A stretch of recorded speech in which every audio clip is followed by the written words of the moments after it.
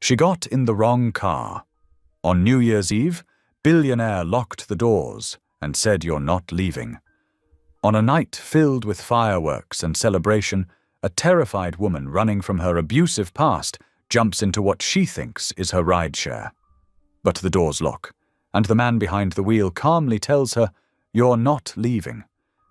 At first, she thinks she's made the worst mistake of her life, until armed men suddenly surround the street, and the car speeds away just in time.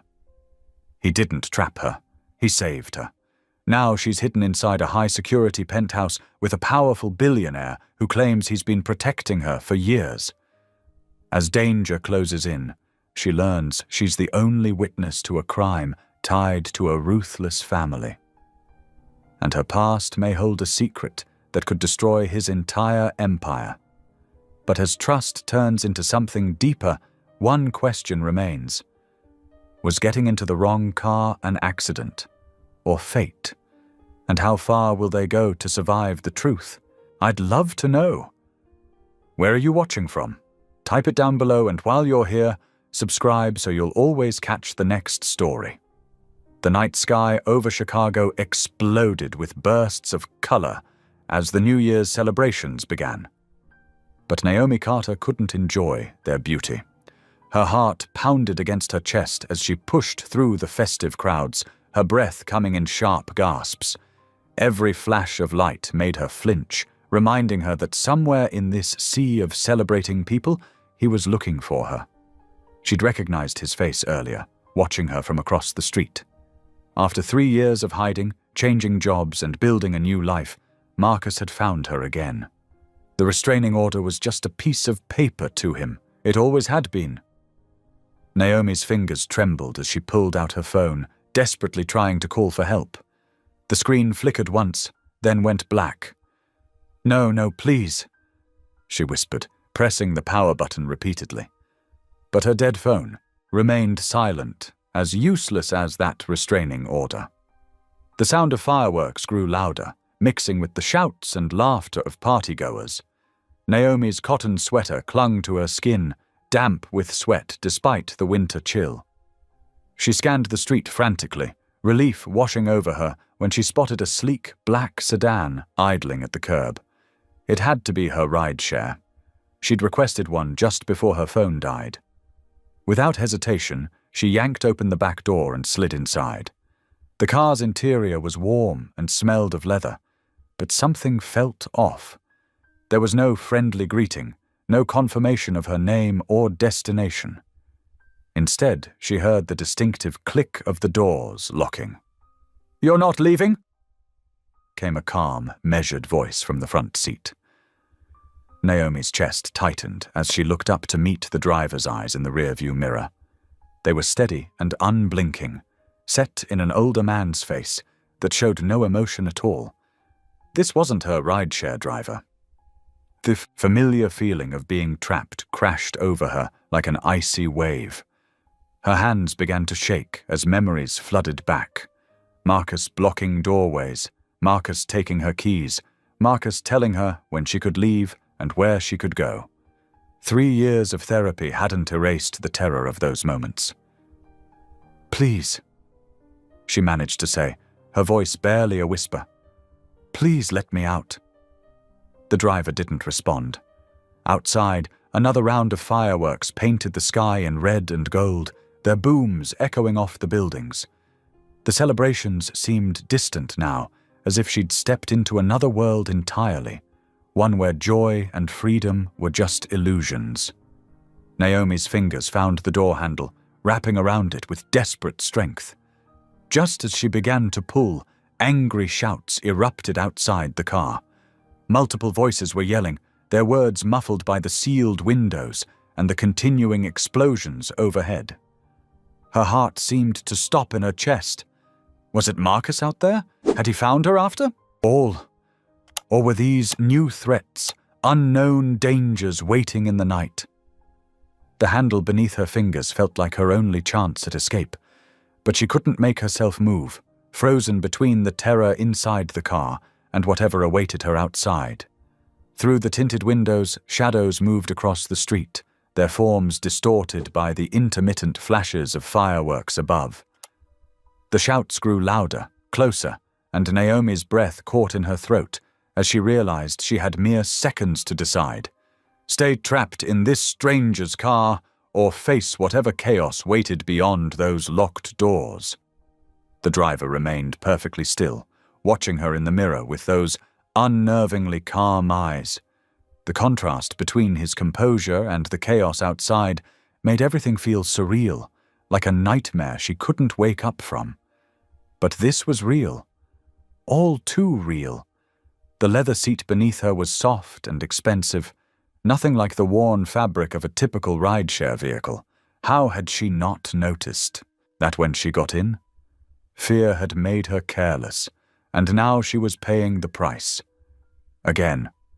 More fireworks burst overhead, their light filtering through the car's windows in strange patterns. Each boom made Naomi jump, her nerves stretched to their breaking point. The shouting outside grew more intense, and she could see more shadows gathering around the car. Her fingers tightened on the door handle as sweat dripped down her back. In that moment, all she could think about was her mother, who had always told her to trust her instincts. Those instincts were screaming now, telling her that she was in danger both inside and outside this car. But at least outside, she had a chance to run. The driver shifted slightly in his seat, and Naomi's focus snapped back to him. He hadn't moved to stop her yet, hadn't threatened her, but his very stillness was a threat in itself. The power to keep her trapped lay in his hands, just as it had once lain in Marcus's. A particularly loud explosion overhead made the car windows rattle, and the shouts outside reached a fever pitch. Naomi's grip on the door handle tightened until her knuckles turned white, her body tensed for whatever might come next. Before Naomi could draw breath to scream, dark figures materialized from the shadows. They moved with deadly purpose, their long coats failing to hide the metallic glint of weapons. The street that moments ago had been filled with revelers was now eerily empty, except for these masked men converging on the car. The driver's foot slammed down on the accelerator. The powerful engine roared to life, and Naomi was thrown back against the leather seat as the car shot forward. Her hands scrambled for purchase as they weaved through traffic at frightening speed.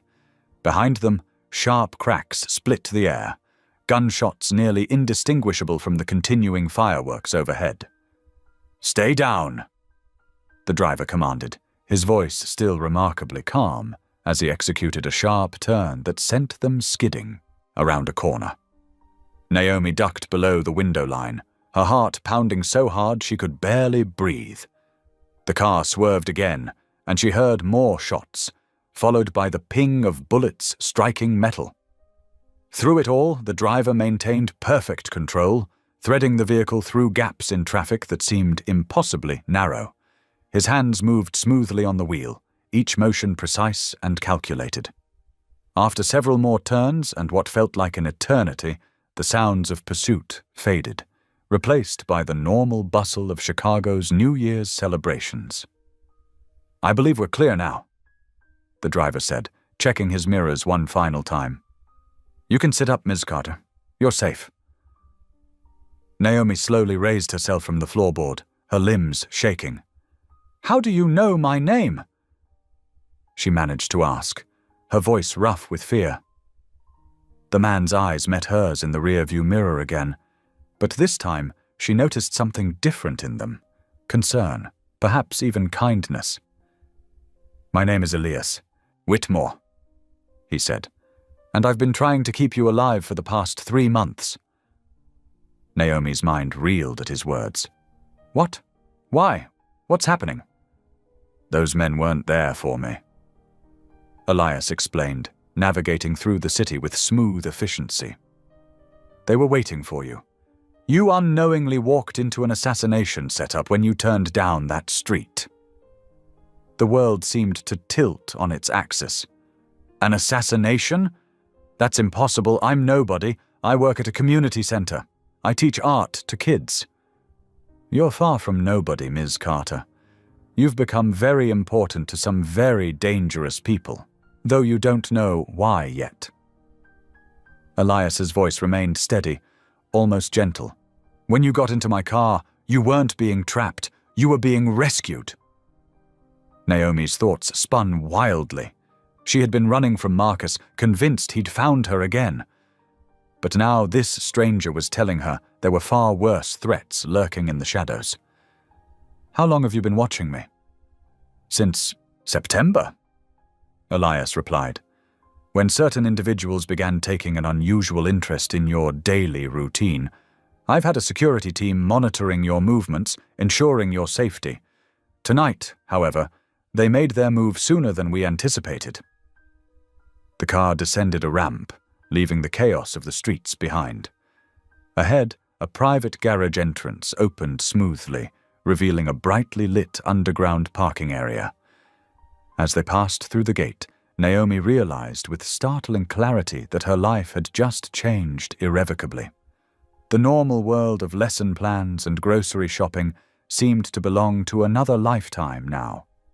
The car came to a stop in a reserved space near a private elevator. Elias turned in his seat to face her fully for the first time.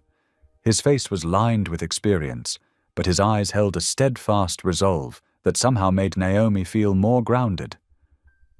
"I know you have no reason to trust me," he said quietly. "But I give you my word. Everything I've done tonight was to protect you. And I will continue to do so until we uncover why these people want you silenced." The elevator doors opened with a soft chime, waiting to carry them up into whatever new reality awaited. Naomi looked at the man who had just saved her life, trying to reconcile the terror of the past few minutes with the growing certainty that he was telling the truth. The night that had started with her running from one threat had transformed into something far more complex and dangerous. High above them, muffled by layers of concrete and steel, the fireworks continued to paint the sky, marking the beginning of a new year. But for Naomi Carter, they marked the beginning of something far more momentous, a journey that would reveal truths she never imagined and change her life forever. The sleek black sedan glided into an underground garage, passing through multiple security checkpoints before coming to a stop in a reserved space. The harsh fluorescent lights cast sharp shadows across the polished concrete floor, making everything feel slightly surreal to Naomi. Her heart was still racing from their escape, her hands clasped tightly in her lap. Elias stepped out first, his movements precise and controlled as he opened her door. "We need to move quickly," he said, his voice low but firm. "This elevator goes directly to my penthouse. You'll be safe there." Naomi hesitated for just a moment before following him. The garage felt like a fortress, all reinforced walls and security cameras tracking their every move. Their footsteps echoed in the vast space as they approached a private elevator with a biometric scanner. "I know you have questions," Elias said as he pressed his palm to the scanner. The doors opened with a soft chime. "But involving the police right now would only make things worse. There are certain families in this city, powerful people, who have corrupted parts of law enforcement." Inside the elevator, Naomi wrapped her arms around herself, trying to process everything that had happened. The glass walls showed their ascent through the building, Chicago's glittering skyline growing more magnificent with each floor. "You said, you've been watching out for me?" Her voice trembled slightly. "How? Why?" Elias turned to face her, his expression grave. "Do you remember an incident at Marshall Park about 6 months ago? A near miss with a car that seemed suspicious at the time?" Naomi's eyes widened. The memory hit her like a physical force, a black SUV that had swerved toward her while she was jogging, missing her by inches. She'd convinced herself it was just a careless driver. "That wasn't an accident?" "No," Elias replied quietly. "That was their first attempt. We've been monitoring threats against you ever since." We? Naomi's head was spinning. The elevator continued its smooth climb, passing the 50th floor. I have resources, Elias said simply. People I trust. We've been working to keep you safe, even if you didn't know it. Before Naomi could ask more questions, the elevator slowed to a stop. The doors opened into a spacious foyer, warm light spilling out to greet them. The penthouse stretched before them, all clean lines and elegant furnishings, with floor-to-ceiling windows showcasing the city's New Year's celebrations far below. But what caught Naomi's attention wasn't the luxury. It was the woman standing near the entrance. She appeared to be in her early 60s, with silver-streaked hair pulled back in a neat bun and kind eyes that seemed to look straight into Naomi's soul. She wore a simple dark dress and carried herself with quiet dignity. Mrs. Brooks. Elias nodded to her. Thank you for waiting. Of course. Mrs. Brooks replied, her voice warm and rich like honey. She moved forward, her presence somehow filling the space with a sense of safety that made Naomi's shoulders begin to relax for the first time since she'd fled into the night. You must be frozen, dear. Come in properly. Naomi realized she was still shivering, though whether from cold or shock, she wasn't sure. Mrs. Brooks guided her toward a comfortable sitting area, her touch gentle but sure on Naomi's elbow. Let me get you some water, Mrs. Brooks said, moving to a nearby wet bar with practiced efficiency. Something cool and calm for your nerves? Naomi sank into the soft leather of an armchair, watching as Mrs. Brooks filled a crystal glass with filtered water. The older woman's movements were unhurried, almost peaceful, creating a bubble of tranquility that seemed to push back against the chaos of the night. Small sips, Mrs. Brooks advised, handing her the glass. You've had quite an evening. Naomi wrapped her fingers around the cool glass, feeling its solid weight ground her in reality. The water touched her lips, and she suddenly realized how thirsty she was. As she drank, she became aware of other sensations too. The soft throw pillows behind her back, the distant pop of continuing fireworks, the gentle hum of the building's heating system. Elias stood near the windows, his posture alert but not tense, while Mrs. Brooks settled into a nearby chair, her presence as steady as a lighthouse in a storm. For the first time since she'd started running hours ago, Naomi felt the iron bands of fear around her chest begin to loosen. The realization hit her with unexpected force. She was safe. At least for tonight, in this fortress high above the city, with this unlikely pair of guardians, she was truly safe. Tears pricked at her eyes, but she blinked them back, taking another sip of water instead. Mrs. Brooks seemed to notice anyway, offering her a soft smile that held no judgment, only understanding. You're not alone anymore, dear, she said quietly. Not anymore. Bursts of color splashed across the penthouse windows, painting the cream-colored walls in fleeting hues of red and gold. Naomi wrapped her hands around the warm mug Mrs. Brooks had given her, drawing comfort from its steady heat. The older woman sat beside her on the plush sofa, her presence as soothing as a warm blanket on a cold night. I met James at church. Naomi began softly, her eyes fixed on the swirling steam rising from her tea. He seemed so kind at first, always saying the right things. But after we married... Her voice caught, and she took a steadying breath. It started small, checking my phone, questioning where I'd been. Then came the shouting, the pushing, the threats. Mrs. Brooks reached over and patted Naomi's hand. You don't have to share everything tonight, dear.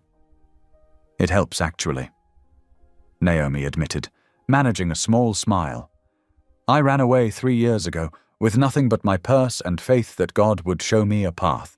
Found work at a coffee shop, started taking online classes. I thought I was finally free until... She glanced toward the windows where the fireworks continued their celebration, so different from the gunshots that had chased them earlier. In another room, they could hear Elias speaking in low tones on the phone, his voice a steady murmur of authority and control. The sound of small feet padding across hardwood floors drew their attention, and a young boy, no more than 5 years old, appeared in dinosaur pajamas, rubbing sleep from his eyes. "Grandma?" he called out, his voice carrying the drowsy confusion of a child awakened by noise. "The sky is all sparkly." "Caleb, sweetheart, you should be in bed," Mrs. Brooks said gently, but the boy was already moving towards them, his curiosity obviously piqued by the stranger on their sofa. "Hi," he said to Naomi, offering a shy wave. "I'm Caleb." Naomi's face softened into a genuine smile. "Hi, Caleb. I'm Naomi. Are the fireworks keeping you awake?" He nodded, climbing onto the sofa between them. "They're pretty, though, like gods throwing a party in the sky." The simple innocence of his words made both women chuckle, easing some of the tension in the room. Elias's footsteps approached from the hallway, and Caleb's head turned at the sound, his eyes lighting up with recognition. "Mr. Elias," he exclaimed, but stayed curled against his grandmother's side, studying the tall man with unusual intensity for such a young child. Elias nodded to the boy, his usual composure firmly in place. "Hello, Caleb. You should be asleep." "Mommy showed me your picture," Caleb said suddenly, his voice dropping to that particular whisper children use when sharing important secrets. "She said you're my daddy, but you don't know yet." The words fell into the room like stones into still water, creating ripples of shocked silence. Mrs. Brooks's hand flew to her mouth, while Naomi felt like an accidental witness to something intensely private. Elias stood frozen, his carefully constructed world visibly tilting on its axis. The color drained from his face as he stared at the little boy, seeing him perhaps truly for the first time. Caleb looked back with innocent curiosity, swinging his feet against the sofa cushions, unaware of the magnitude of his revelation. "Helen." Elias's voice came out rough, unlike his usual measured tones. "I need to speak with you. Privately." Mrs. Brooks rose slowly, her own face a mix of emotions, surprise, worry, and something that looked almost like relief. "Of course," she managed, turning to Naomi. "Would you mind watching Caleb for a moment, dear?" Naomi nodded, still processing the scene unfolding before her. "Of course. We'll be fine." As Elias and Mrs. Brooks disappeared down the hallway, their footsteps heavy with unspoken words, Naomi found herself alone with Caleb, who was now tracing patterns on the sofa fabric with his finger. "Want to count the fireworks with me?" she offered, grateful for the simple presence of a child in this moment, laden with adult complexities. "Yes, please." He smiled, scooting closer to the window. "I got to 7 before I lost count." Together they watched the sparkling display, counting each burst of light. While down the hall, long-buried truths waited to be unearthed. The weight of secrets pressed against the walls of the penthouse, as heavy as the winter night outside, while Chicago celebrated the promise of a new year, unaware of the lives changing in this high rise above its glittering streets. The penthouse fell into a heavy silence after Mrs. Brooks and Elias stepped away. Naomi sat alone in the spacious living room, watching the last scattered fireworks paint colors across the Chicago skyline. Her hand still trembled slightly around the warm mug of tea Mrs. Brooks had pressed into them before leaving. Minutes ticked by slowly until footsteps announced Elias's return. His usual composed demeanor showed cracks, his tie loosened, his shoulders carrying a weight that hadn't been there before. He sank into the leather armchair across from her, running a hand through his silver-streaked dark hair. "I owe you several explanations," he said, quietly, his deep voice rough with emotion. More than I realized when this night began. Naomi wrapped her fingers tighter around the mug, drawing comfort from its warmth. "The little boy?" she prompted gently. Elias nodded, his gaze distant. "His mother is Amanda Brooks, Helen's daughter." He paused, collecting his thoughts. "We met 6 years ago at a charity event. She was different from anyone I'd known, genuine, kind, unimpressed by wealth or status. We fell in love." The pain in his voice made Naomi's heart ache. "What happened?" "My family happened." Bitterness crept into his tone. "I was going to propose, but suddenly Amanda disappeared. Her number disconnected, her apartment emptied. Helen was transferred to another household.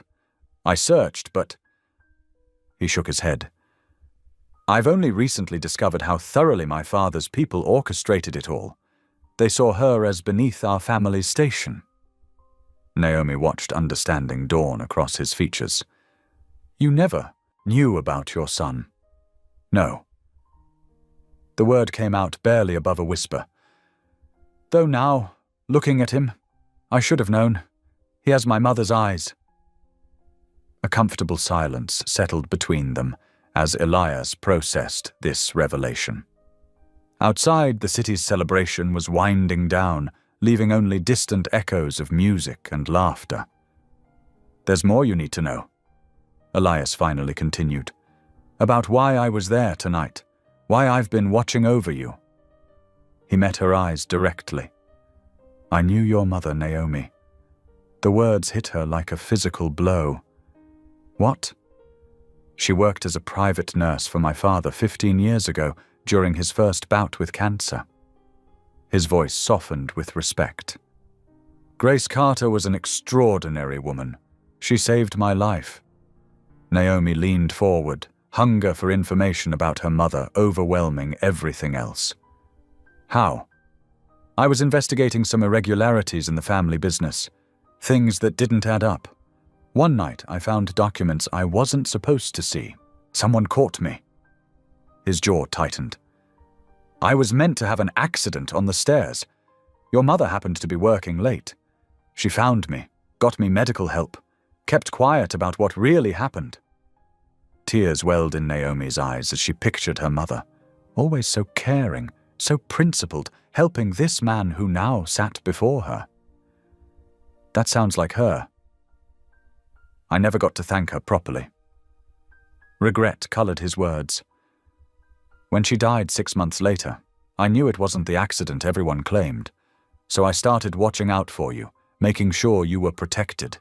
It was the least I could do." Dawn was beginning to paint the sky in pale pinks and golds when Elias finally revealed the heart of the matter. "Your mother didn't just save my life that night, Naomi. She preserved evidence of what I'd found. Proof of decades of criminal activity, money laundering, fraud. Billions of dollars worth of crimes that could bring down not just my family's empire, but half the power structure in Chicago." Naomi's breath caught as pieces clicked into place. "That's why those men were trying to kill me tonight. They think I have whatever evidence she left behind." "Yes." Elias's expression was grave. "And they won't stop looking. The only reason you've survived this long is that they weren't certain you were a threat. But something changed.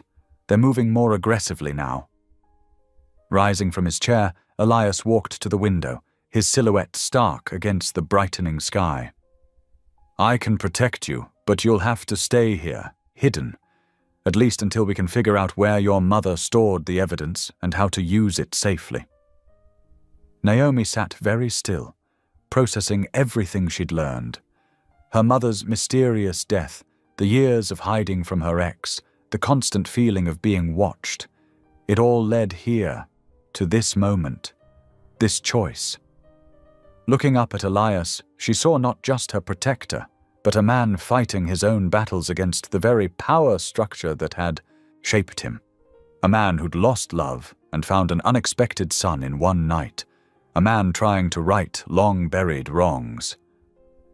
This isn't just about surviving anymore, is it? She asked quietly. No, Elias agreed, turning back to face her. This is about truth. Justice. The very things your mother died trying to protect. The weight of the moment settled around them as the first real rays of sunlight spilled into the room. Naomi thought of her mother's favorite saying, "Truth is light. It always finds a way to shine." Perhaps this was what she'd meant all along. The first rays of morning sunlight filtered through floor-to-ceiling windows, casting a warm glow across the guest room where Naomi lay beneath soft cotton sheets. For a moment, she blinked in confusion at the unfamiliar surroundings, the elegant cream walls, the plush carpet, the gentle hum of central heating. No sirens, no neighbors' arguments, no footsteps that made her heart race, just silence. Beautiful, peaceful silence. Naomi sat up slowly, running her fingers over the silky fabric of her borrowed nightgown.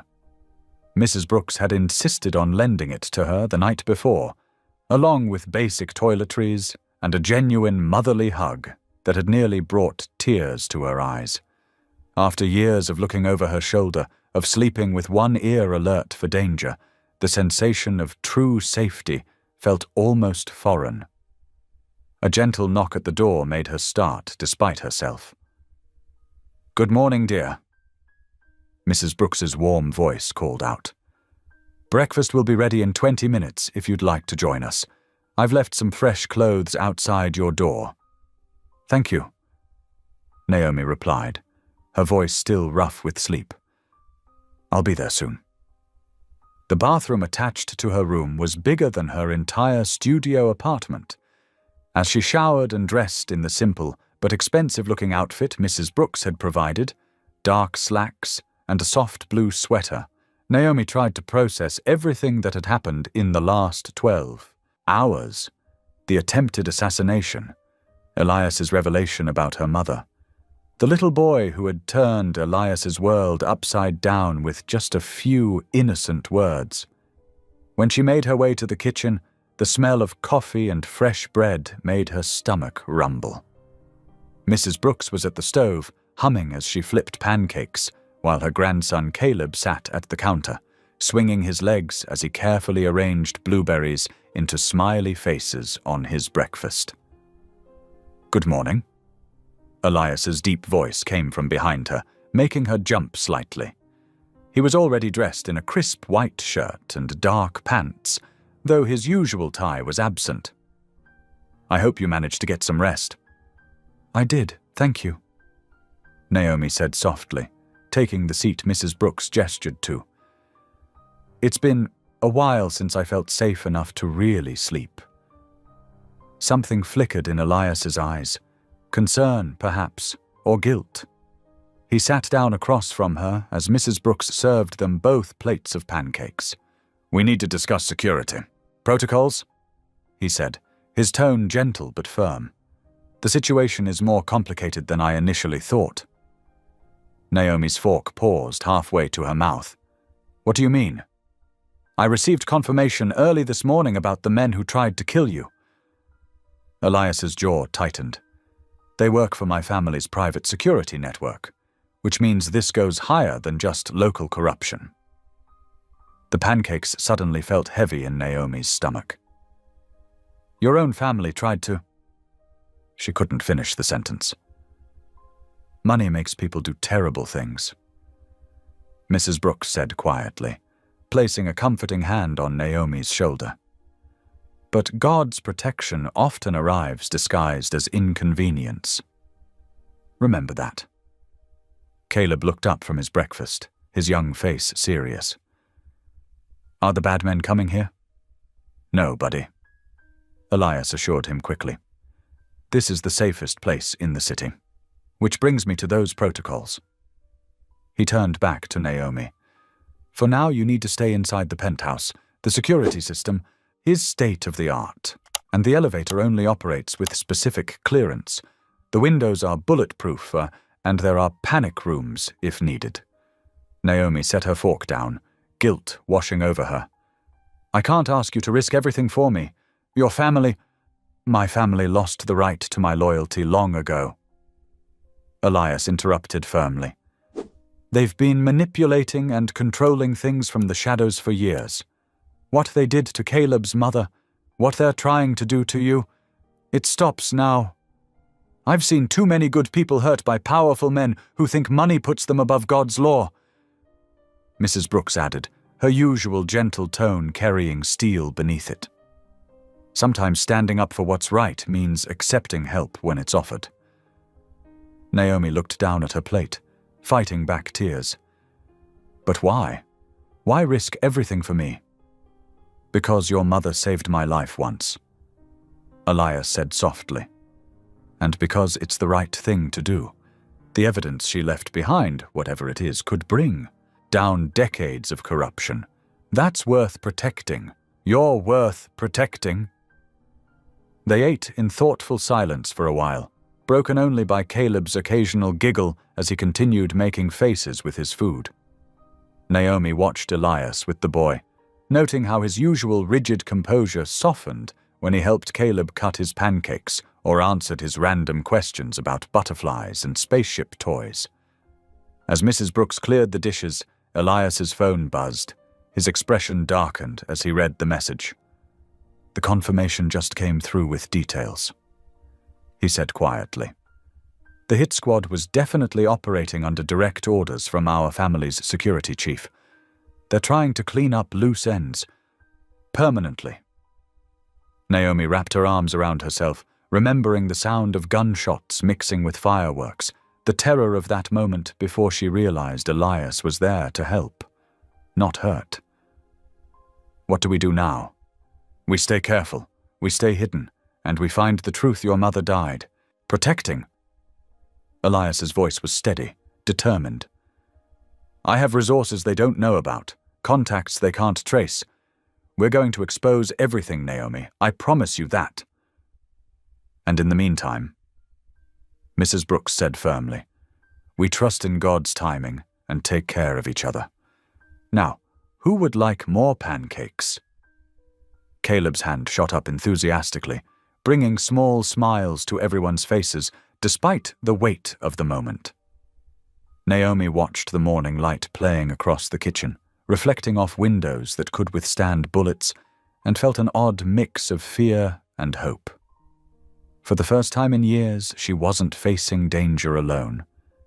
Maybe Mrs. Brooks was right. Maybe what seemed like an inconvenience was actually divine protection in disguise. The afternoon sun cast long shadows across the penthouse living room as Elias directed two security-cleared moving personnel to carefully arrange several boxes from a hidden storage unit. Naomi watched from the doorway, arms crossed, as her life's belongings, what little she'd managed to save, appeared one by one. I hope you don't mind, Elias said softly, dismissing the movers with a nod.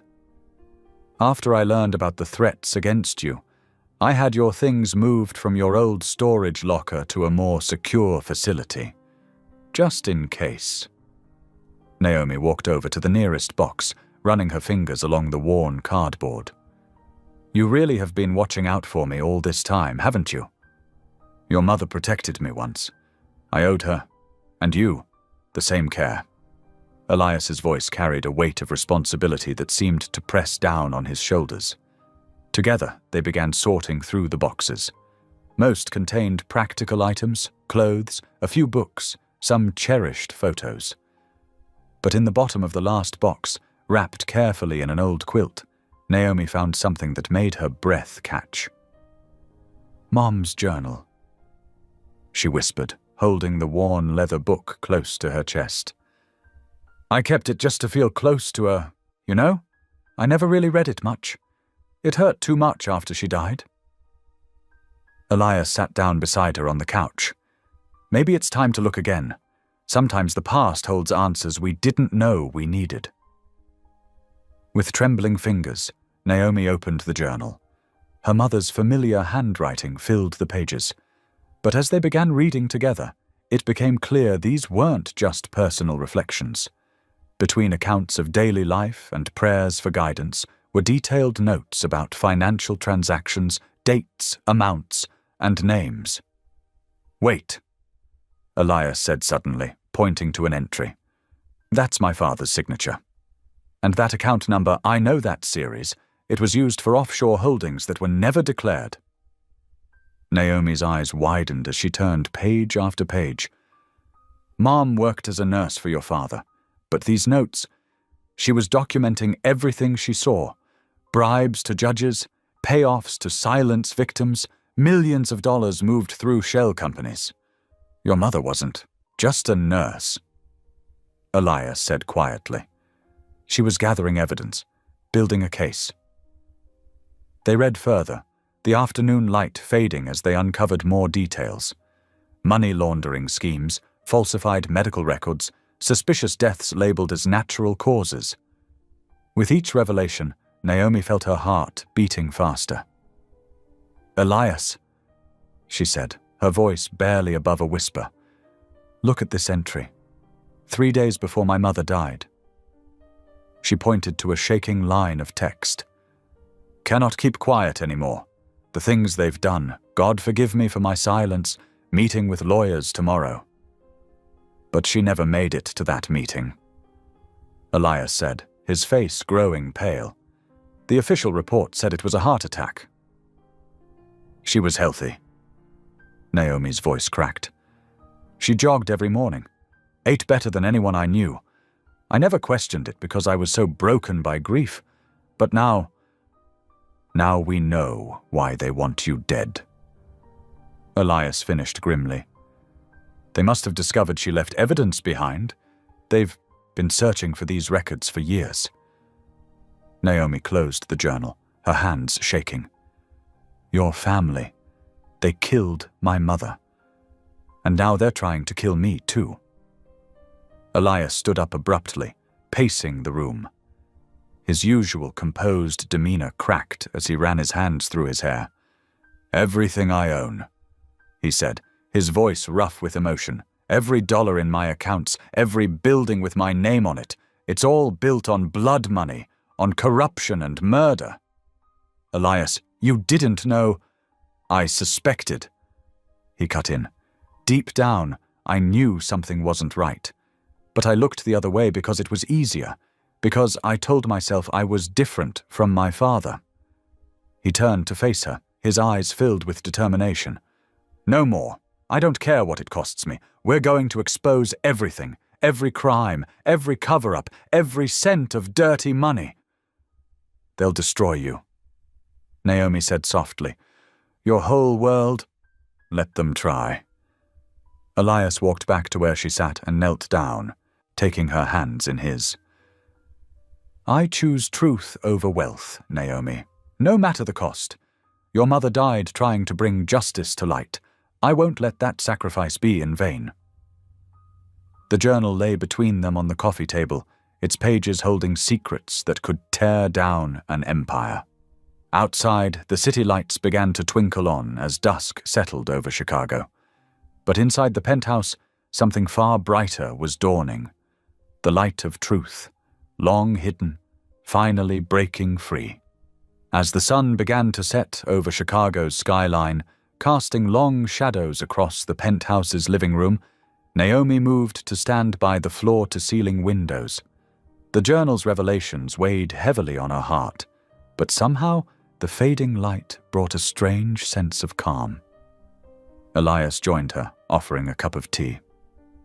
"Mrs. Brooks always says tea helps steady the nerves," he said softly. "Thank you." Naomi wrapped her hands around the warm mug. "You know, during the worst times with Marcus, my ex, I would stand at windows just like this. Sometimes it was the only thing that kept me going, watching the world continue on, knowing God must have a bigger plan." Elias leaned against the window frame, his reflection ghosted in the glass. "How did you hold on to faith through all of that?" "Prayer," Naomi said simply. "When Marcus would rage, when I felt most alone, I would pray. Not just formal prayers, but conversations with God. Sometimes they were angry conversations, sometimes just desperate pleas. But prayer, it became my shelter, my hiding place when there was nowhere else to hide. I haven't prayed in decades, Elias admitted, his voice rough with emotion. Not since I was a child. It felt hypocritical, I suppose, building this empire while ignoring where the foundation came from. The city lights began twinkling on one by one, like stars being born in the gathering dusk. Naomi turned to study his face. Money became your shelter, didn't it? My shield, he corrected. I told myself if I had enough power, enough control, I could prevent the kind of corruption my father specialized in. But really I was just hiding, using wealth as an excuse to avoid facing hard truths. And now? Naomi asked gently. Elias was quiet for a long moment, watching the city pulse with evening life below. Now I feel something I haven't felt in years. Hope. Real hope, not just the artificial security money provides. The thought of losing everything should terrify me. But instead, he shook his head, smiling slightly. Instead, it feels like freedom. Second chances often come disguised as losses, Naomi said, remembering words her mother used to say. When I finally escaped Marcus, I lost my home, my job, most of my possessions. But I gained myself back. Sometimes you have to let go of everything to find what matters. They stood in comfortable silence, watching as the last rays of sunlight painted the sky in deep purples and blues. The tea had grown cold in their cups, but neither seemed to notice. I used to look at the city and see only assets, Elias said finally. Buildings to acquire, deals to make, power to consolidate. Now I look at it and see people, lives affected by the choices we make, by the truths we choose to tell or hide. Naomi nodded. Justice isn't just about punishing wrongdoing, it's about restoration, making things right. Do you think that's possible? Elias asked quietly. After everything my family has done? I think that's why we're both here, Naomi replied. Why God brought our paths together. Your wealth, my mother's evidence. Maybe this is how justice finally comes to light. The peaceful moment wrapped around them like a warm blanket, the city lights below twinkling with possibility rather than threat. For the first time since discovering the truth about her mother's death, Naomi felt steady, grounded in purpose rather than fear. Elias turned to her, his expression earnest. Whatever happens next, I want you to— No! A sharp electronic chime cut through the quiet. Elias pulled his phone from his pocket, and Naomi watched as his face went pale. What is it? She asked, her heart beginning to race. The secure server, he said, his voice tight. Someone's accessed our private files. They know what we've found. The peaceful moment shattered like glass, and the city lights suddenly seemed less like stars and more like watching eyes, marking their every move. The morning sun cast long shadows across the penthouse's marble floors as Elias stood rigid before the wall-mounted television, his fingers wrapped tightly around his coffee mug. Breaking news banners flashed across the screen, accompanied by unflattering photos of him leaving various business meetings. Whitmore Air accused of massive financial fraud, the news anchor announced, her voice crisp and professional. Sources close to the family suggest systematic misconduct spanning several years. Naomi watched from the kitchen counter, her heart sinking as she witnessed Elias's carefully constructed world being dismantled piece by piece. Mrs. Brooks quietly placed a comforting hand on her shoulder. They're twisting everything, Elias said, his voice low but steady. Taking fragments of truth about the family's corruption and pinning it all on me. He set down his untouched coffee with careful precision. The television screen shifted to show a familiar face that made Naomi's blood run cold. Marcus, her ex-boyfriend, appeared polished and sympathetic in a pressed suit, nothing like the monster who had terrorized her for years. "I'm deeply concerned about Naomi's involvement in this situation," Marcus said, his practiced concern making Naomi's stomach turn. "She's always been unstable, prone to conspiracy theories. I tried to help her for years, but—" Elias switched off the TV before Marcus could finish. "I'm so sorry, Naomi. They're using him to destroy your credibility." Naomi wrapped her arms around herself, trying to stop the trembling that had started in her hands. "He looked so normal. No one would ever guess what he did to me." Her voice cracked slightly on the last words. Mrs. Brooks moved closer, her presence steady and reassuring. "The Lord knows the truth, dear, and truth has a way of coming to light." Elias's phone buzzed repeatedly with incoming messages. He checked it briefly, his expression growing more concerned. "The document your mother mentioned in her journal, the one about the offshore accounts. We need it now. It's our best chance at proving the family's involvement." "It's in my safety deposit box," Naomi said. "I never knew what it was, just that Mom said to keep it safe." "We'll need to retrieve it immediately," Elias said, already typing instructions to his security team, before they think to look there. Despite Mrs. Brooks's protests about the risks, within an hour, Naomi found herself in the back of an armored SUV, flanked by two of Elias's most trusted security personnel.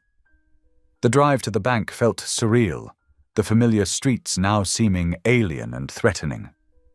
The security team maintained a tight formation around her as they entered the bank. Everything went smoothly until they exited. As Naomi clutched the envelope from her safety deposit box, a well-dressed woman stepped directly into their path.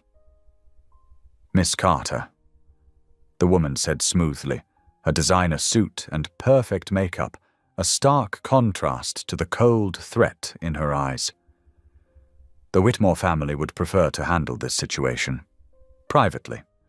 There's no need for anyone to get hurt." Naomi's security team moved closer, but the woman merely smiled. "We're not going to harm you today. Consider this a courtesy call." She gestured subtly, and Naomi noticed several men in suits positioned around the street. "Walk away now, destroy the evidence, and this all goes away. Stay, and we'll be forced to take more decisive action." The threat hung in the air like poison gas. The woman's smile never wavered as she stepped aside, allowing them to pass. The ride back to the penthouse passed in a blur of anxiety and guilt. When the elevator doors finally opened, Naomi found Elias waiting, concern etched across his features. "They were waiting for us," Naomi said, her voice hollow. "They knew exactly where I'd be." She handed him the envelope with trembling hands. "Your family, they're going to destroy you because of me, because you tried to help me." "No," Elias said firmly, taking her shoulders in his hands. "They're trying to destroy me because I finally chose to stand up to them, because I'm doing what's right instead of what's profitable." But Naomi could only see how her presence had upended his life, how her mother's evidence had become the match that would burn down everything he'd built. "I'm just a weapon they're using against you now," she whispered, tears threatening to fall. "Maybe I should—" "Don't," Elias cut her off, his voice gentle but firm. "Don't let them make you doubt yourself. Your mother died trying to expose the truth. We owe it to her, and to ourselves, to finish what she started." Mrs. Brooks appeared with a cup of tea, pressing it into Naomi's hands. "Sometimes the hardest path is the right one, dear, and you don't have to walk it alone." Naomi accepted the tea, but the warmth of the cup couldn't chase away the chill of knowing she had become the very thing she'd spent years running from, a source of danger to someone she cared about. The morning's chaos had made one thing devastatingly clear: the truth would come at a price, and both she and Elias would have to decide if they were ready to pay it. The city lights flickered like distant stars through the penthouse windows as evening settled over Chicago. Naomi stood at the glass, her reflection a ghost against the darkening sky. The day's events played over and over in her mind. The threat at the bank, the smear campaign, her ex-boyfriend's face on, the news. Each memory felt like another brick in the wall she was building around her heart. She waited until after dinner, when the quiet of night wrapped around the penthouse like a thick blanket. Mrs. Brooks had taken Caleb to bed, leaving Naomi and Elias alone in the living room. Her packed bag sat hidden in her room, ready. "I have to leave," Naomi said softly, not turning to face him. "Tonight." Elias looked up from his laptop, where he'd been reviewing legal documents. "No." The word was gentle but firm. "You don't understand." Naomi's voice trembled. "Everything I touch falls apart. Everyone who tries to help me gets hurt." She wrapped her arms around herself, trying to hold in the pain. "Your whole life is crumbling because of me. My life is changing because I finally chose truth over lies." Elias countered, standing up. "This isn't about you destroying anything.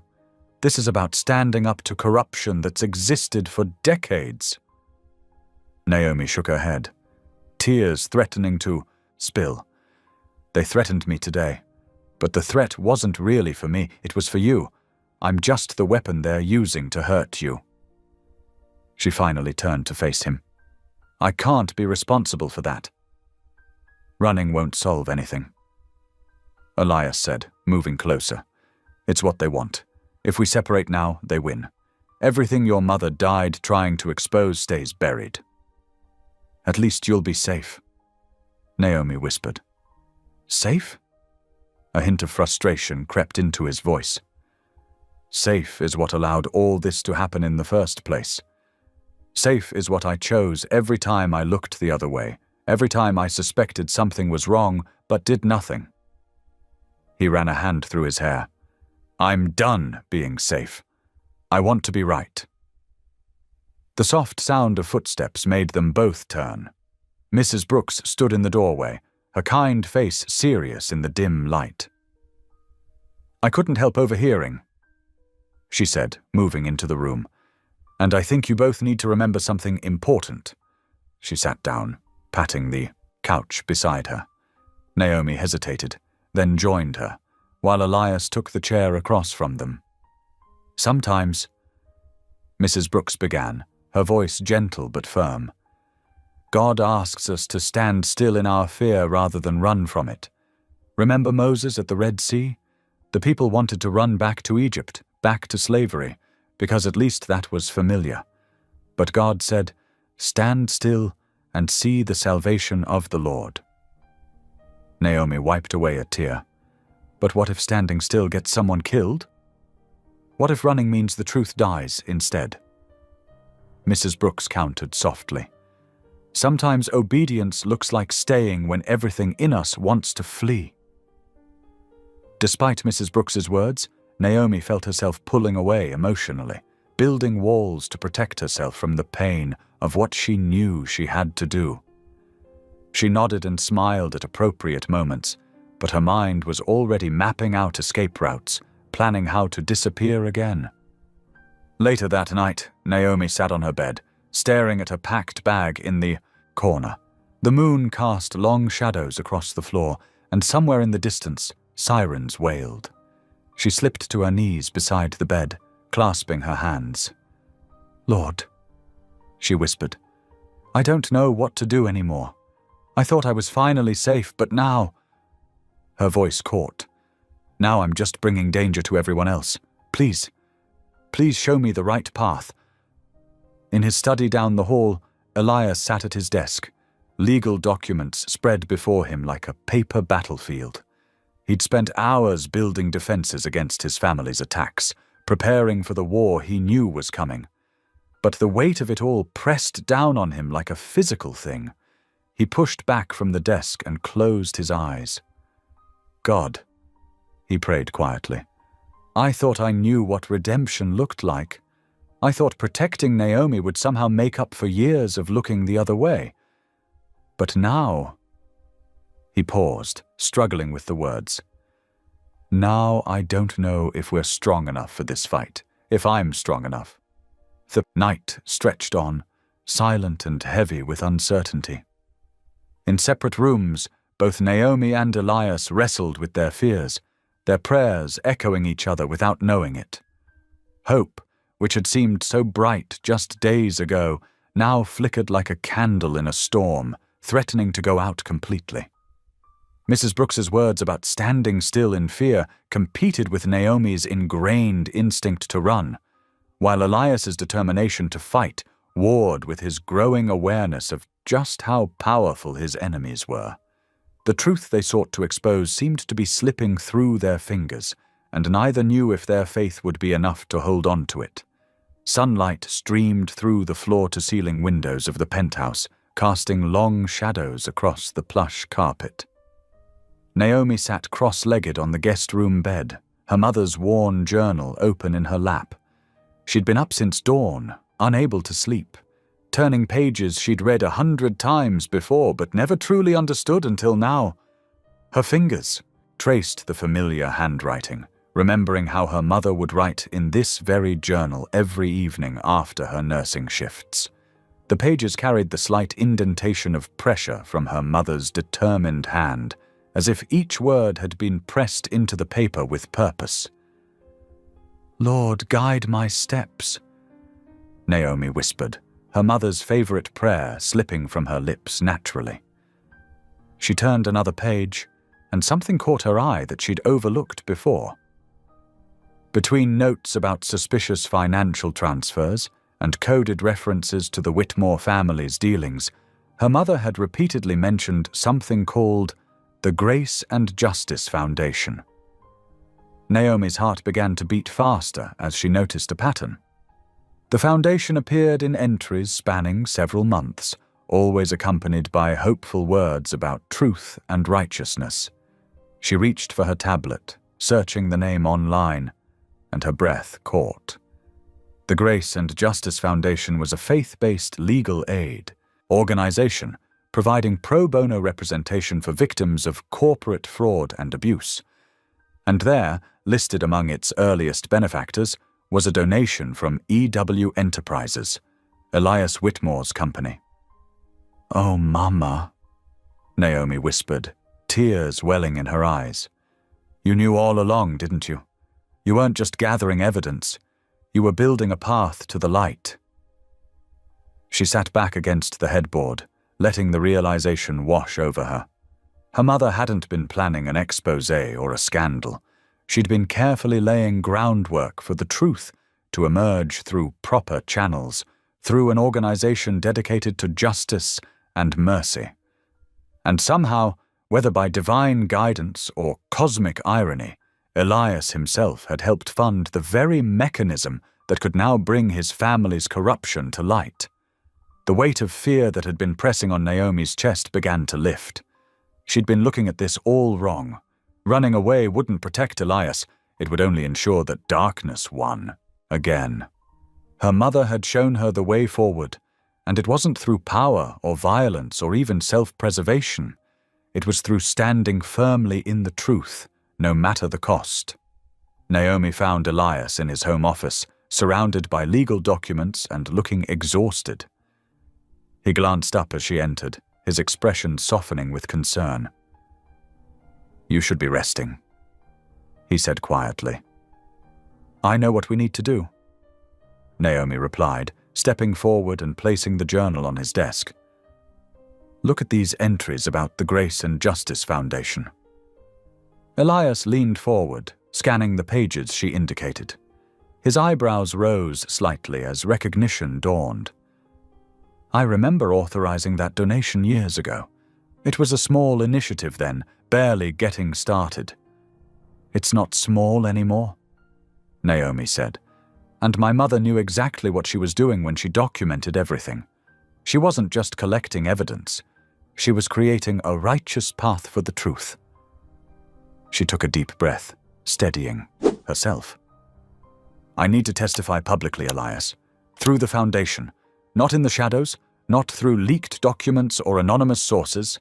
I need to stand up and tell the whole truth, with my name and face attached to it. Elias stood slowly, his face pale. Naomi, that would put you directly in harm's way, and it would destroy what's left of my reputation. Everything I've built. Everything built on lies needs to fall. She said gently, "You know that.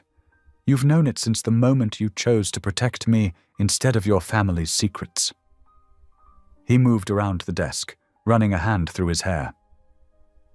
"The Foundation's lawyers are good, but they're going up against some of the most powerful people in the country. My family will try to discredit you, destroy you." "They already are," Naomi reminded him. "But they can't destroy the truth, not if we refuse to hide it anymore." Silence filled the room as Elias absorbed her words. Outside, the city hummed with morning traffic, life continuing as normal while their world teetered on the edge of transformation.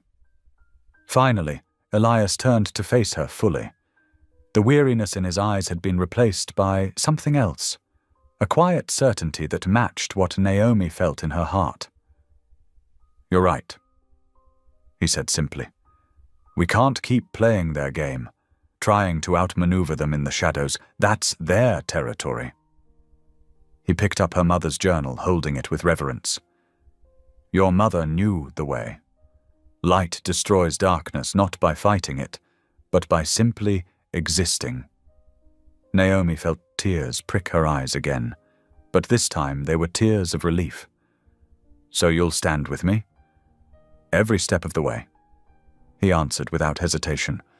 "Whatever comes next, reputation, wealth, status, none of it matters compared to doing what's right." The morning sun had climbed higher now, flooding the office with golden light. Naomi looked at Elias and saw no trace of fear or regret in his face. For the first time since this all began, they both felt true peace, not because they knew they would win, but because they knew they were choosing right over easy, truth over safety, light over darkness. The path ahead would be difficult, possibly dangerous, but they would walk it together, guided by the wisdom of a nurse who had dared to document truth, and the grace of a God who made paths where none seemed possible. Elias reached for his phone. "I'll contact the Foundation today. We'll do this properly, through the right channels?" Naomi nodded, feeling the rightness of the decision settle in her soul. Whatever came next, they would face it standing in the light. The morning light streamed through the penthouse windows as Naomi sat before a camera, her hands steady despite her racing heart. The legal team from the Faith and Justice Foundation had arrived promptly after her call, setting up recording equipment with practiced efficiency. Elias stood quietly to the side, his presence an anchor of strength. "Please state your name for the record," the lead attorney said gently. "Naomi Carter." Her voice came out clear and strong, surprising even herself. The weight of her mother's journal rested in her lap, its worn pages containing the truth that would change everything. "Take your time, Ms. Carter. Start from the beginning." For the next 2 hours, Naomi spoke with careful precision, detailing everything she had discovered in her mother's writings. She described the pattern of suspicious financial transactions, the coded references to offshore accounts, and the systematic abuse of power that had defined the Whitmore empire for decades. "My mother worked as a nurse for the Whitmore family," she explained, her fingers tracing the journal's spine. She documented everything she witnessed, protecting the evidence until it could be revealed safely. While Naomi testified, forensic accountants and document specialists worked in an adjacent room, meticulously authenticating every page of the journal. The entire process was thorough, leaving no room for doubt or legal challenge. "The handwriting analysis is conclusive," one expert announced, looking up from his equipment. "These entries match known samples of Sarah Carter's writing. The ink aging and paper composition also confirm the timeline." By early afternoon, federal agents who had been quietly vetted and cleared of any Whitmore connections arrived to take custody of the evidence. Elias had insisted on agents from outside Chicago working through trusted contacts at the Faith and Justice Foundation to ensure independence. "I need to make a statement too," Elias said quietly, stepping forward. The camera was still rolling as he moved to sit beside Naomi. "I was ignorant of many things, but that's no excuse," he began, his voice steady but humbled. "I inherited and benefited from corruption, and though I didn't create it, I failed to stop it. I'm stepping down from Whitmore Enterprises effective immediately." Naomi watched him speak, seeing the invisible weights lifting from his shoulders with each word of truth. This was what courage looked like, not the absence of fear, but choosing right despite it. The next few hours passed in a blur of activity. Legal documents were signed, evidence was secured, and carefully planned arrests began across the city. Years of protected corruption began crumbling under the weight of irrefutable proof. At 4:30 in the afternoon, Naomi's phone buzzed with a news alert. Her hands shook slightly as she read the headline, "Marcus Bennett arrested on multiple charges." A photo showed her ex-boyfriend being led away in handcuffs, his face twisted in fury as federal agents escorted him to a waiting vehicle. "He can't hurt you anymore," Mrs. Brooks said softly, appearing at Naomi's side with a cup of tea. "None of them can." Tears welled in Naomi's eyes, but they weren't tears of fear this time. "It's really over," she whispered. "Not over," Mrs. Brooks corrected gently. "Beginning. God's timing is always perfect, even when we don't understand the wait." As evening approached, Elias prepared for one final task. He straightened his tie and picked up his briefcase. Not to work, but to walk away. "I'll go with you," Naomi offered, but Elias shook his head with a small smile. "This part I need to do alone," he said, "but I'll be back." The elevator ride down his corporate tower felt different this time. Each floor that passed represented years of his life spent chasing the wrong things, measuring success in dollars rather than truth. But as he reached the lobby, his steps were lighter than they had ever been. Security guards nodded respectfully as he crossed the marble floor one last time. Outside, the January wind whipped around the building's base, but Elias barely felt the cold. He paused on the sidewalk, looking up at the glass and steel monument to power that had been his prison for so long.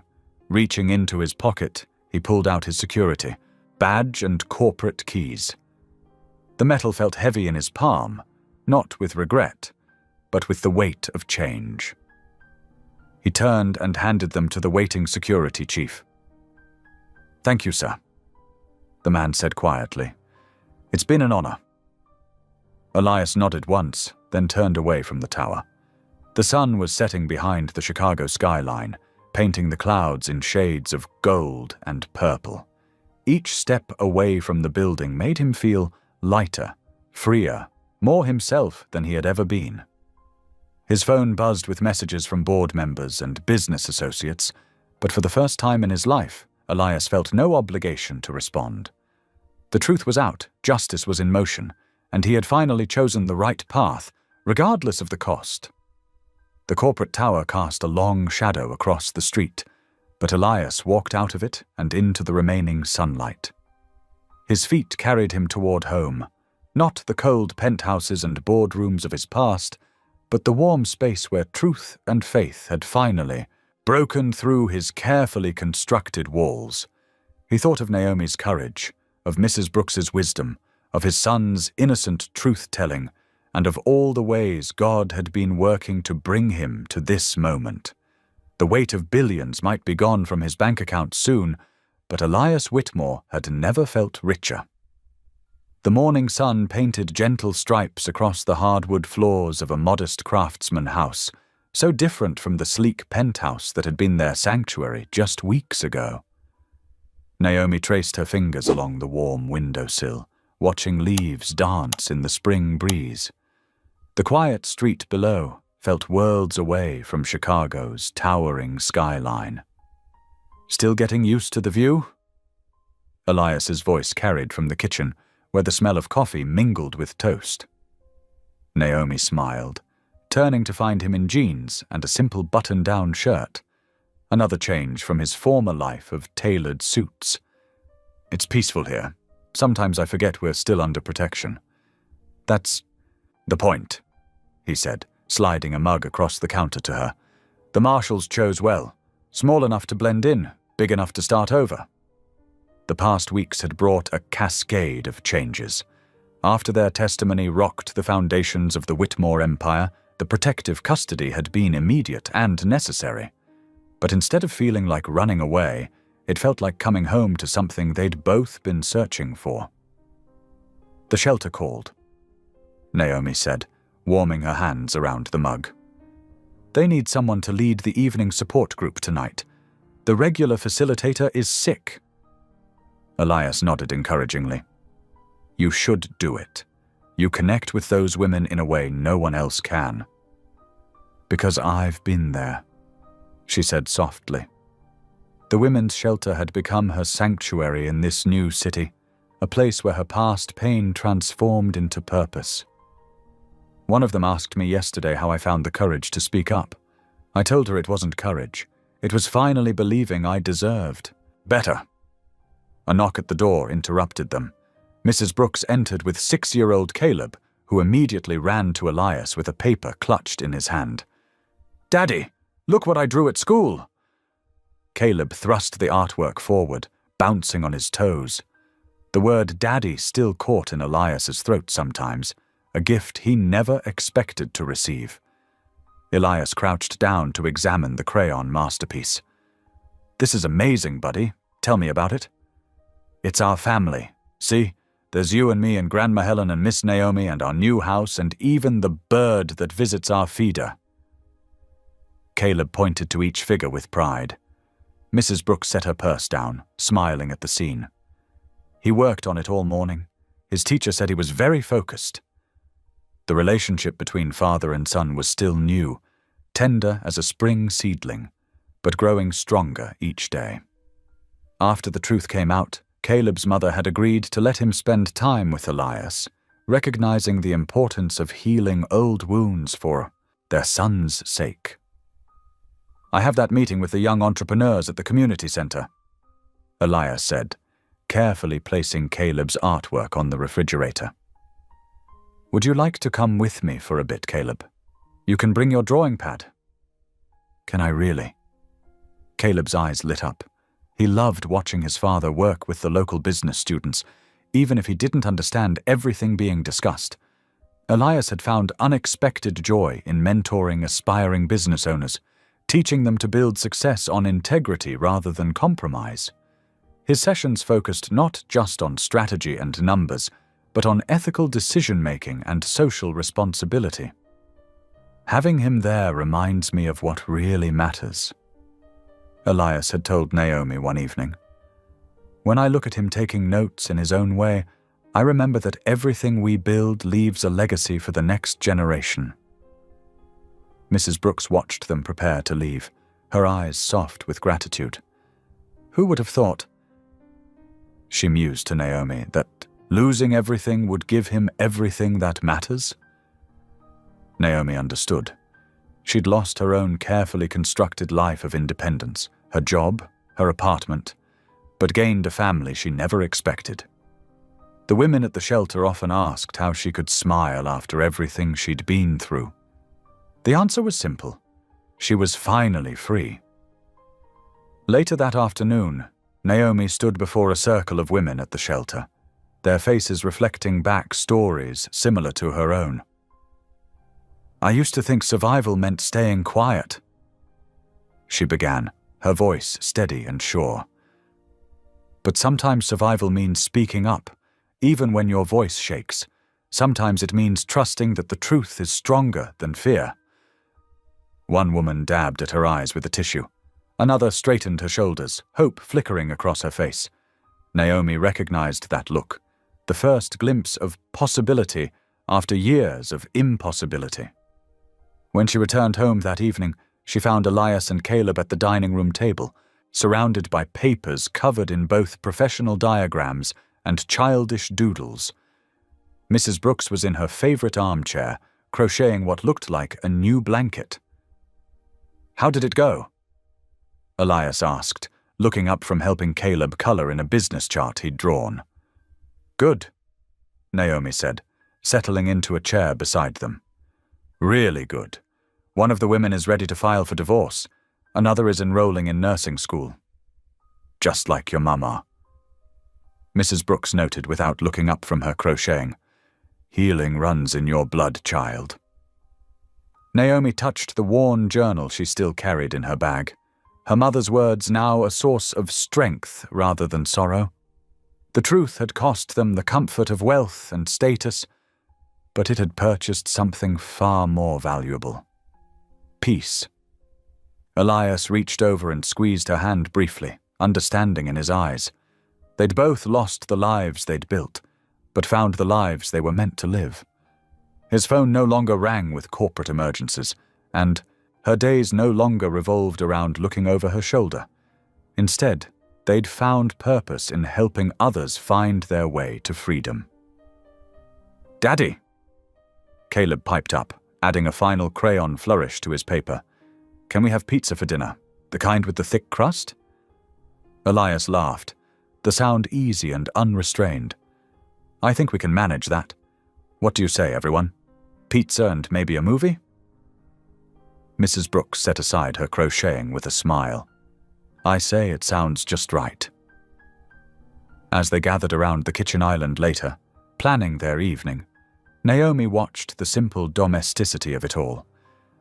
Caleb's excited chatter, Mrs. Brooks's gentle corrections about using a napkin, Elias's relaxed posture as he served paper plates instead of fine china. This was what healing looked like.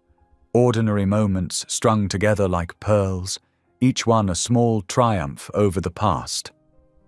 The loss of status and wealth had cleared away the clutter, making room for something far more precious: a life built on truth, strengthened by faith, and rich with genuine connection.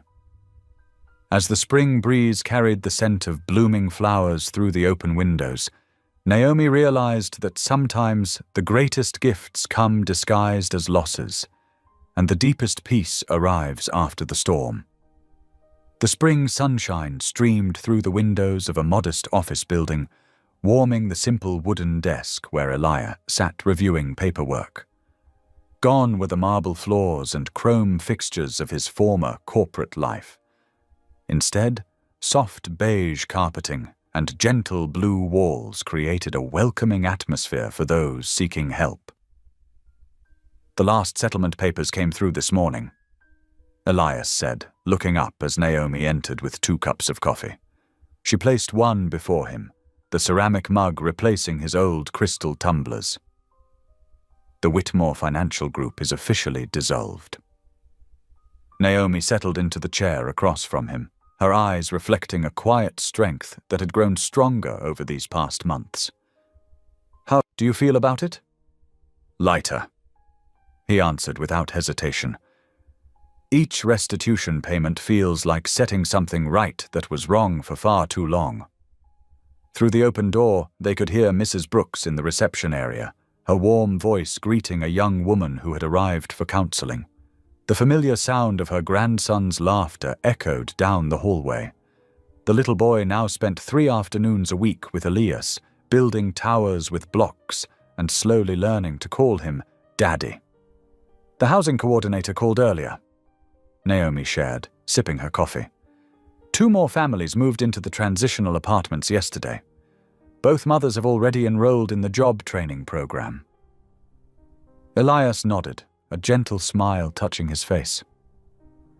It's amazing what people can accomplish when they're given safety and support instead of judgment. The foundation they had established, Hope's Haven, now occupied a renovated building in a quiet neighborhood. The lower floors housed counseling offices and legal aid services, while the upper levels contained temporary housing for those escaping abuse. It wasn't fancy, but it was secure, staffed by professionals who understood trauma, and grounded in the faith that had sustained Naomi through her darkest days. "Did you see the thank you card from Maria?" Naomi asked, reaching for a colorful envelope on the desk. "She found a permanent apartment and started her new job last week." Elias read the heartfelt words, remembering the terrified woman who had arrived 3 months ago with nothing but a backpack and broken spirit. "This is what real wealth looks like," he said softly. "Not numbers in an account, but lives being restored." The foundation's funding had come from the dissolution of the Whitmore Empire. As federal investigations revealed the full scope of corruption, the family's assets were seized and redirected. Elias had voluntarily surrendered his personal fortune, keeping only enough to establish the foundation and maintain a modest living. The decision had shocked the business world, but brought him a peace that no amount of money ever had. Naomi reached across the desk and squeezed his hand. "Your father would never understand this choice." "No," Elias agreed, "but I'm not living for his approval anymore. Every day I see people choosing to be brave, to start over, to trust again. That's the legacy I want to build now." Through the window, they could see the foundation's small garden where residents tended vegetables and flowers, a metaphor for the new growth possible after devastating storms. The sight reminded Naomi of her mother's journal, now safely preserved as evidence, but whose spirit lived on in every person they helped. "Sometimes I think about that New Year's Eve," Naomi mused. "How terrified I was, running through those streets. I never imagined that running into the wrong car would lead to all of this. God has a way of working through our mistakes," Mrs. Brooks commented, appearing in the doorway with a stack of intake forms. "Though I do wish you two would stop working through lunch. The volunteer training starts in an hour." They gathered their things, preparing to meet the newest group of survivors who had chosen to become mentors for others. The Foundation's peer support program was one of its most powerful features. People who had walked through darkness now helping to light the way for others. As they headed to the conference room, a car backfired on the street outside. Naomi continued walking, engaged in conversation with Mrs. Brooks about the upcoming support group schedule. It took several steps before she realized she hadn't jumped at the sudden noise, her shoulders hadn't tensed, her heart hadn't raced. Elias noticed too, seeing the recognition dawn in her eyes. They shared a look of understanding, another small victory in a journey of healing that had transformed them both. Where once there had been a woman who flinched at every shadow and a man imprisoned by his family's expectations, now stood two people who had chosen truth over fear, purpose over power, and love over legacy. In the conference room, faces both familiar and new greeted them. Each person carried their own story of survival, their own path to this place of new beginnings. As Naomi took her seat beside Elias, she felt the solid presence of the building around them, not a fortress to keep pain locked away, but a sanctuary where healing could take root and grow. Mrs. Brooks opened the training with a prayer, her grandson coloring quietly in the corner. The simple scene captured everything they had gained by losing what once seemed essential: community, purpose, and the chance to help write new endings to stories that once seemed hopeless. Through the window, the spring breeze carried the scent of blooming flowers from their garden, and Naomi sat comfortably in her chair, at peace with all the doors, literal and metaphorical, that now stood between her past and present. She was no longer running, no longer hiding. She was home. The winter air nipped gently at Naomi's cheeks as she stood on the rooftop garden of the Hope and Truth Foundation building. Gone were the towering skyscrapers of Chicago's downtown. Their new home was a converted 3-story brick building in a quieter city, with warm wooden floors and walls painted in soft, welcoming colors. The space felt alive with purpose rather than pretense. A year had passed since that fateful New Year's Eve when she'd stumbled into Elias Whitmore's car, terrified and desperate. Now, watching different fireworks paint the sky in gentle bursts of gold and red, Naomi felt the profound difference in her heart. These explosions didn't make her flinch anymore. They reminded her of God's perfect timing. "Hot chocolate!" Elias appeared beside her, holding 2 steaming mugs topped with tiny marshmallows. His face had softened over. The past year, the sharp edges of corporate pressure replaced by laugh lines around his eyes.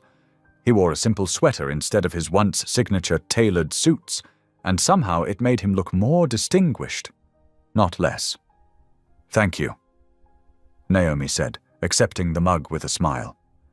"Remember last year? I thought these fireworks were gunshots. And I thought my life was ending when everything fell apart."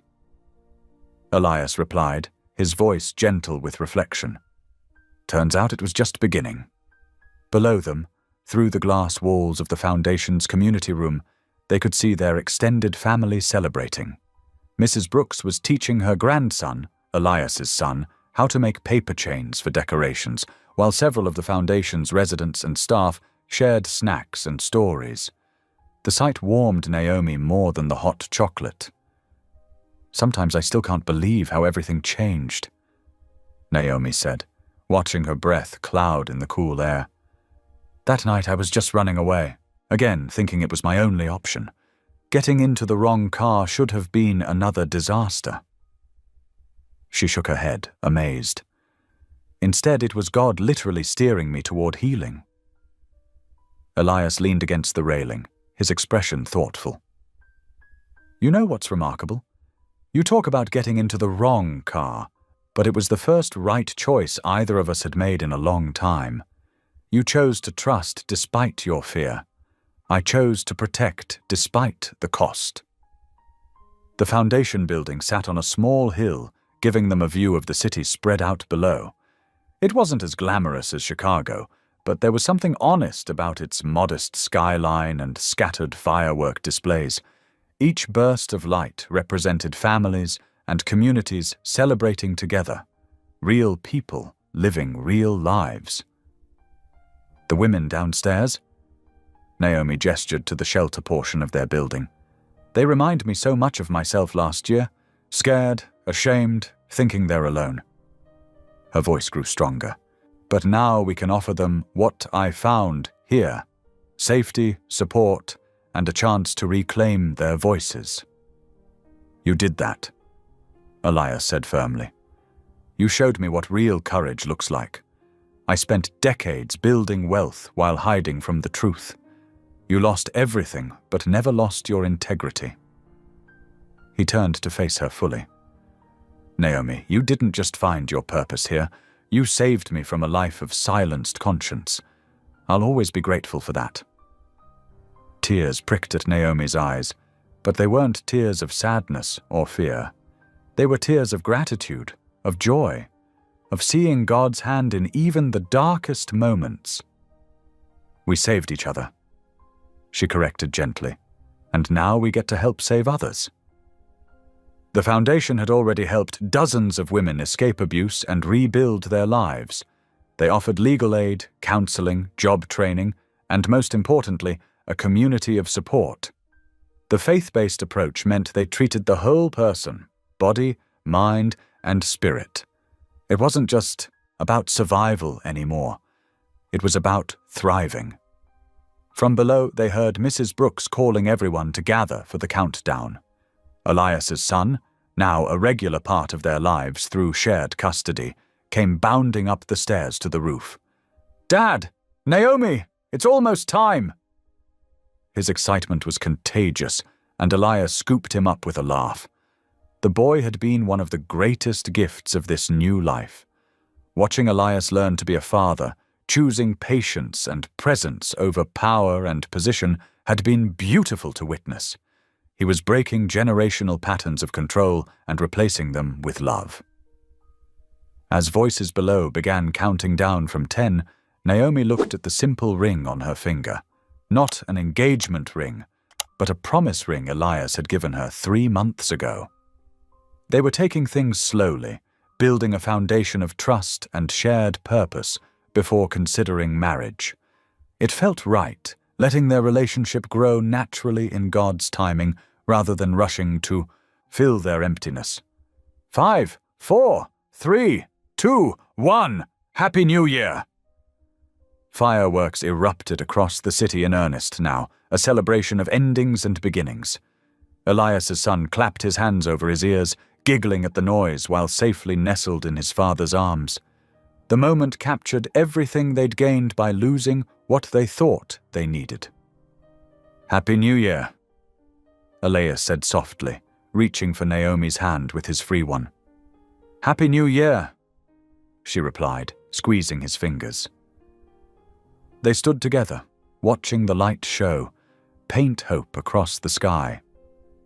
Naomi thought about the journal that had started it all, her mother's final gift, revealing truth that brought down an empire but built something far more valuable in its place. The Whitmore name was no longer associated with power and corruption. Instead, it was becoming known for redemption and healing. Below them, the foundation's residents and staff hugged and celebrated, their voices carrying up through the crisp night air. These were the fruits of their choice to stand in truth rather than run from it. A community built on faith, second chances, and the courage to begin again. The fireworks continued to bloom gently overhead, no longer heralds of chaos and fear, but beautiful reminders that light always follows darkness. Naomi leaned her head against Elias's shoulder, at peace with where God had led them. She didn't need to run anymore. She was exactly where she was meant to be. In the moment's quiet joy, both Naomi and Elias understood the profound truth they now lived. Redemption wasn't just possible, it was promised to those who chose to walk in faith, even through the darkest nights. Their story wasn't about what they'd lost, but about what they'd found. Purpose, family, and the quiet certainty that God's plans were always greater than their fears. Thanks for watching. If any part of this story lingered with you, consider subscribing. I'll be here again tomorrow, sharing another tale that speaks to the soul.